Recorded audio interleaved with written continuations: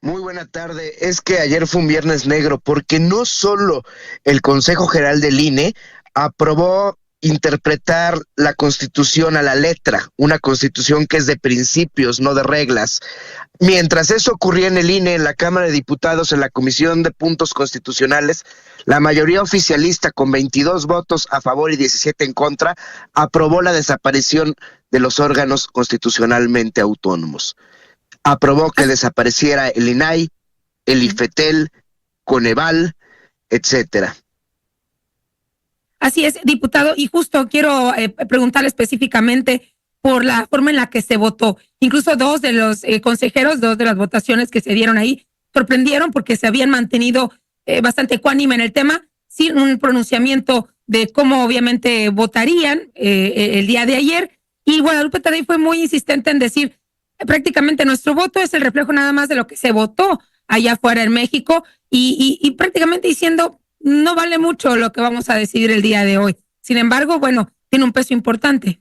Tiene, y lo vemos en las reacciones de los diputados, las reacciones de la oposición. Sí, no, es un tema de congruencia. El Instituto Nacional Electoral, al realizar la asignación de representación proporcional en los últimos 3 periodos electorales, ha buscado adecuarse a los principios constitucionales que nos rigen en materias tales, por ejemplo, como la equidad de género. No existe ninguna regla o norma que obligue a que el Congreso de la Unión sea paritario.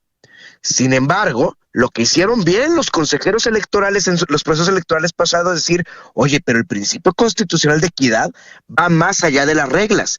Y si lo que se busca es la participación efectiva de hombres y mujeres en igualdad de condiciones, la forma de lograrlo es a través de una integración paritaria, aunque la regla no lo diga.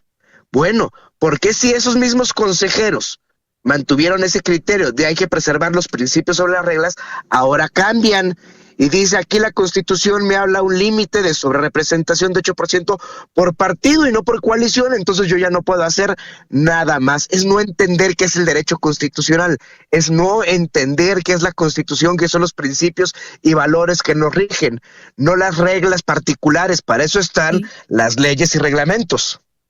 Es no entender las leyes, no entender las reglas, o es un INE que le apuesta a Morena en esta era. No, no, no, fue una mayoría que optó por irse a la interpretación literal de la norma en lugar de hacer su labor de intérpretes constitucionales.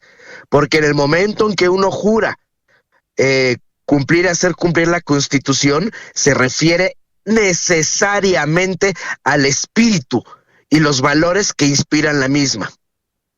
Diputado, escuchábamos hace unos minutos las declaraciones del consejero, del presidente del INAI, perdón, y mencionaba que afortunadamente la decisión el día de ayer, que avanzará a votación, no es una ley y que están abiertos al diálogo. Al menos el INAI se ha expresado de esa forma, no tan pesimista como, por ejemplo, obviamente los diputados de la oposición.